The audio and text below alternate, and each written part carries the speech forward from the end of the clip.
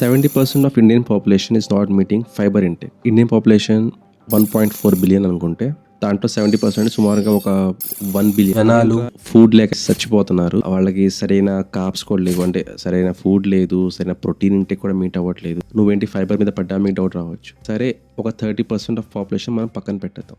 ఆ పాపులేషన్ కూడా మీట్ అవ్వట్లేదు. రెస్టారెంట్కి వెళ్తే స్టార్టర్స్ ఆర్డర్ చేస్తాం, మెయిన్ కోర్స్ ఆర్డర్ చేస్తాం, డిజర్ట్స్ ఆర్డర్ చేస్తాం. కానీ నాకు తెలిసి ఎవడు సాలడ్ బౌల్ అనేది ఒకటి ఆర్డర్ చేయరు. ఎందుకంటే అది కొంచెం ఎక్స్పెన్సివ్ ఉంటుంది, ఆర్ కొన్ని చోట అది అవైలబుల్గా ఉండదు. ఎందుకు అంత డబ్బులు పెట్టి సాలడ్ ఆర్డర్ చేయడం అనేది.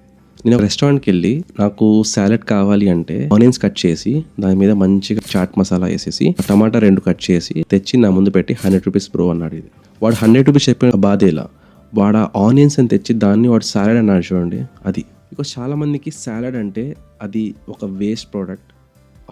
చాలామందికి ఫైబర్ అనేది ఒక వేస్ట్ ప్రోడక్ట్. అదంత అవసరం లేదు.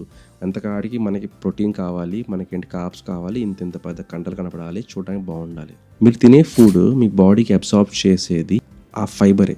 మీ బౌల్ మూమెంట్కి హెల్ప్ చేసేది ఆ ఫైబరే. వాష్రూమ్లో గంటలు కూర్చొని రాక మీరు బయటకు వచ్చి మళ్ళీ ఎప్పుడు వచ్చిద్దాం వెళ్తారు చూసారు, దానికి కూడా హెల్ప్ చేసేది ఫైబరే.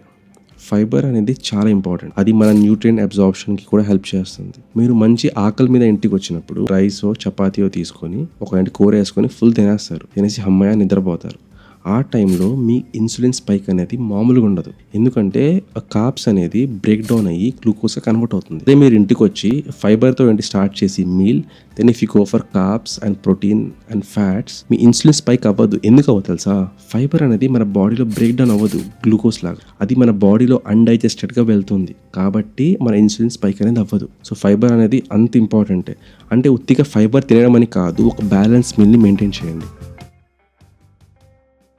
ఒక అడల్ట్ మనం ఒక 1000 క్యాలరీలు తీసుకుంటే దాంట్లో 14 గ్రామ్స్ అనేది ఫైబర్ పెట్టుకోండి. అంటే 1000 క్యాలరీలకి 14 గ్రామ్స్ ఫైబర్ పెట్టుకోండి. ఇది మనకు అర్థం కాకపోతే 28 to 32 గ్రామ్స్ ఆఫ్ ఫైబర్ అనేది ఒక daily intake. So if you like this video and want me to make a full video regarding fibre, do comment full video. I'll surely make one. Until then, peace out.